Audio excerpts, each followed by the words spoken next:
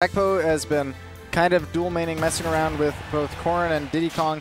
Was very excited for the prospect of Corrin going into Ultimate. Just thinks this character has ridiculous potential, and I would love to see Dakpo pull it out here.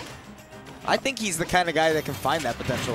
Dakpo is really, really good at labbing characters and finding, you know, what their weaknesses are, and then finding out how to use the things that aren't weaknesses, which most people call strengths.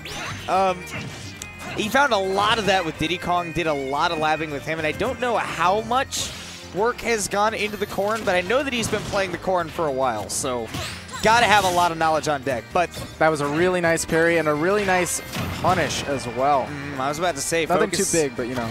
But he got something, and importantly, he's, you know, Focus has got the knowledge of how Dakpo was already using that approaching nair, that falling nair. It's been something that Corrins have been abusing since Smash 4 because it's a very good move. Nice. I like the fallout, making him fall out of the nair so that he goes into the Phantom.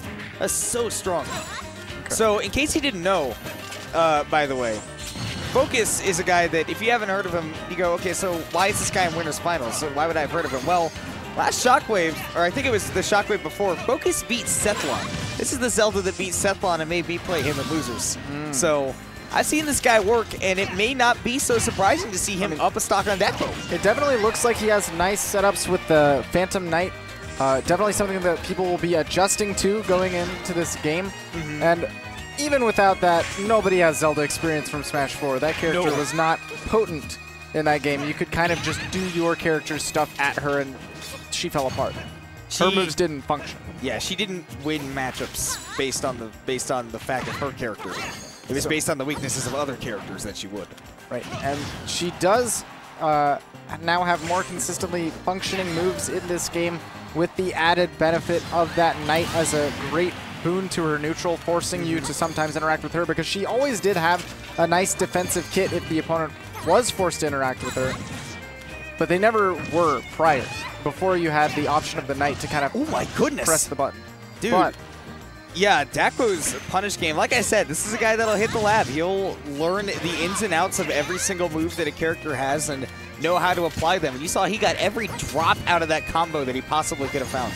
Right, and Corrin was a character with phenomenal juggling prowess in Smash 4, and Dakpo believing in big potential for the juggling in this game as well, especially when you only have one air dodge to deal with. Now, back air to catch him off, and this is one of the things that I'm worried about Focus, is do you think he's going off stage too much for playing Zelda? I think Zelda has great edge guarding tools, especially against Corrin.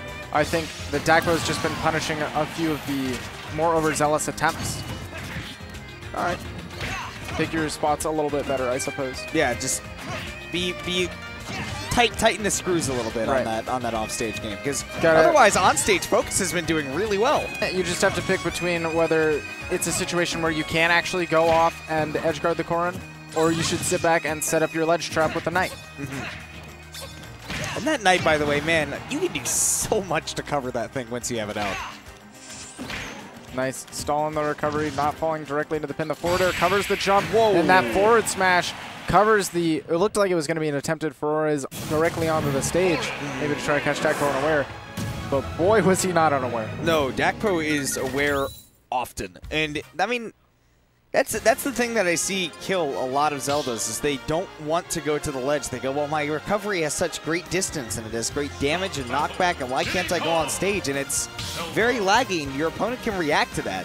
So, I mean, that's what ended up getting him killed. I feel like every Zelda has a tipping point to where they decide, I feel like I've got to recover on stage with Ferror's Wind at some point, and it just doesn't work out that time. So Dakpo feeling like maybe the Corrin won't be as effective here on the next stage, or maybe just wants to see how effective the Diddy Kong can go, because that's the option that he's gone after winning game 1, Dakpo going to the Diddy Kong. And this obviously changes the dynamic of this matchup a lot. And that is the thing that you'll see a lot out of Dakpo right now. He'll win game 1 and then try out the other character. He wants to get maximum experience with both characters. Maybe picking characters based on stages, at least picking characters for game 1 based on stages.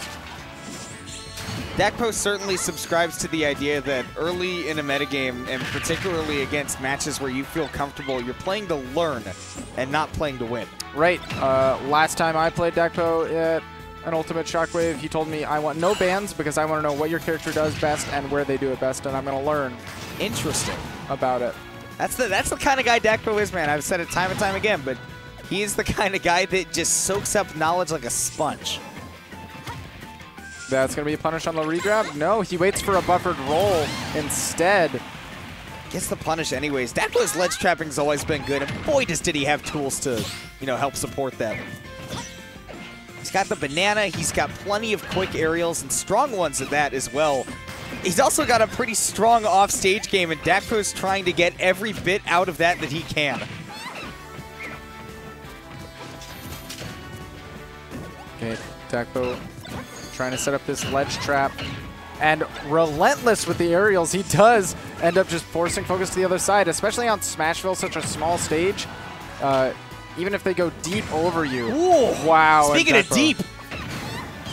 Probably not necessary, but it gets the job done anyways. Dakpo secures that kill one stock away. Zelda has a lot more drift on that Furor's win now. It's, oh, you're right, yeah. Potential that the Magna Hands could have come in clutch. Dakpo doesn't want to make any risks. Not messing with it, man. I appreciate that. But wow, the last tip of that up smash. Catches Dakpo trying to jump over. Call that the magic finger, as they do in the college dorms. And as soon as Zelda gets hit, that Phantom dissipates. But sometimes you have to get through it. So. Yeah. Dash attack comboing into the forward air. Dakpo takes this time to pull banana. I love that Dakpo, he saw that Focus was facing the other way, so he knew if he was standing behind him and shielding, he would have to wait for Focus to drop shield and then turn around to grab him. So the shield was safe. Totally. And this is an example of Dakpo being reactive with the banana as opposed to proactive, which is what, I don't know if you were watching, but there was a set earlier that Cam played against Oryx, where I feel like at the end he kind of lost it because he was being more proactive.